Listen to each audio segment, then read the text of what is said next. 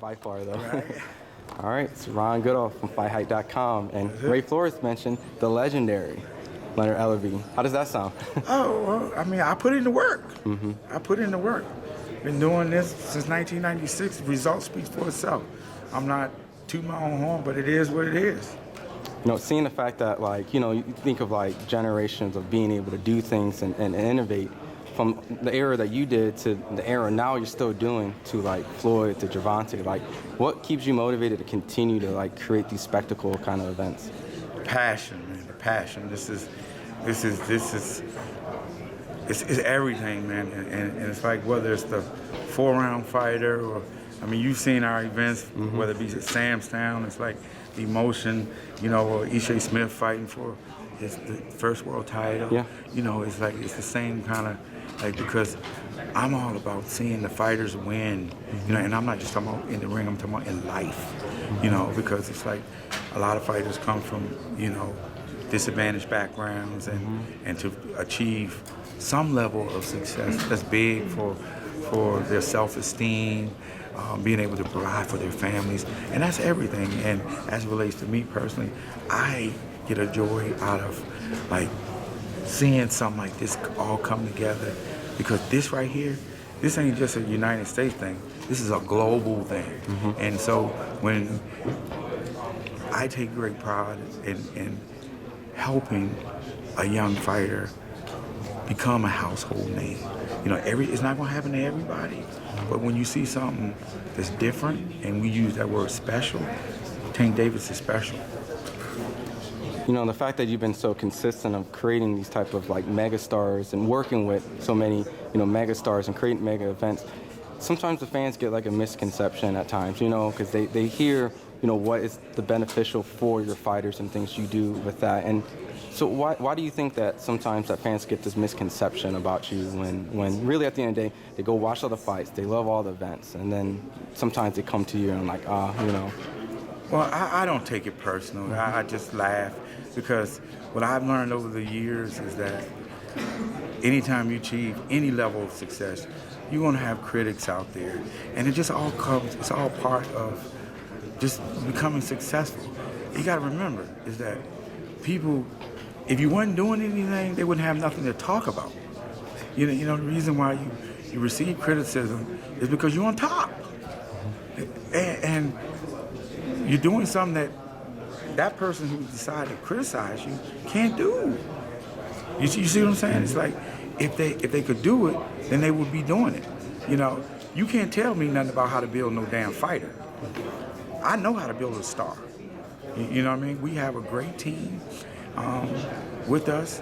And again, I didn't do it all by myself, but again, I've had the vision along with Floyd, and now, like, and you put us all together, and then this is what you get. You get magic. You get magic. And again, as it relates to, I'll take it back a little bit with Floyd Mayweather, it's like there was a vision. I mean, we didn't just do it on the fly. We knew what it was. And now we're in a different era now. This is the social media era, and times are different now.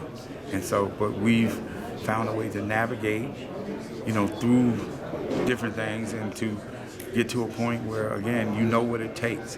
You know exactly what it takes. You have all the ingredients. You understand what the market looks like. And we have figured that out, and other people haven't been able to figure that out, and so we get a lot of criticism, oftentimes, because, oh, well, why you ain't doing it? I heard somebody say, oh, y'all just protect y'all fighters. No, there's no such thing. Fighters fight, but you got to have a great business team with you if you want to achieve the level of success to be able to continue to take care of your families and be able to be in a position to have a great career, but have something when you leave boxing. You know what I'm saying? People, according to some of the fans, they just want you to go in there and just fight. Just fight. Just fight. And then when your brains are kind of shattered and you can barely talk, they on to the next. They on to the next. Our philosophy just over here is that legacy is great. Legacy is great. But getting paid is even better. Absolutely. And you can be able to do both, and that's the key. Now, with the Gervonta Davis versus Ryan Garcia event that's happening, there was some stuff throughout the social media, and I just had to ask that, from the Consent Instagram. I don't know if you've seen it.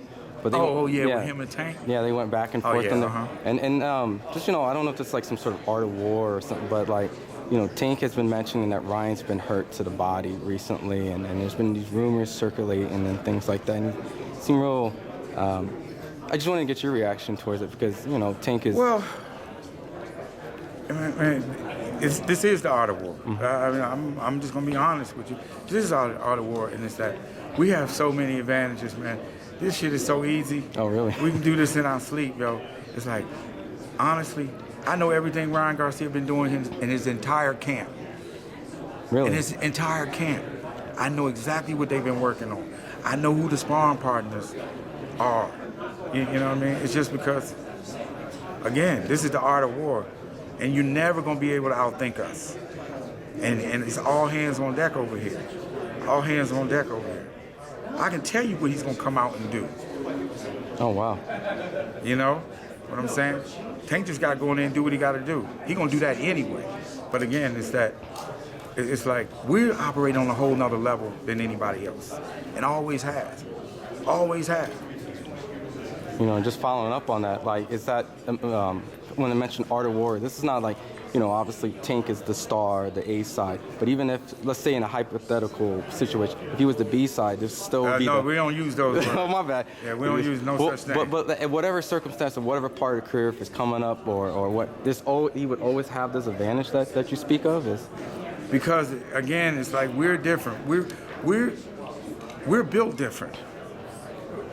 Tank is built like us. Like we're from the same background. You know what I mean? And it's like our mindsets are different. Our mindsets are different. And it's like, I could go on and on about this, but... we'll save it for the book, like the Art of War, Leonard Ellerby edition. But it's like, again, it's like, we had the ups. We had the ups on a lot of stuff. And it's because, again, it's like, that's why we don't really say much. We don't have to say much. It's about the results. Because, like, it's like, imagine this. You hear, let me take you back a little bit, you hear people talk about, well, Floyd didn't fight this guy. He didn't fight this guy. Floyd Mayweather beat over 26 world champions. He made more money than any fighter ever in the history of the sport. We don't know what we're doing over here?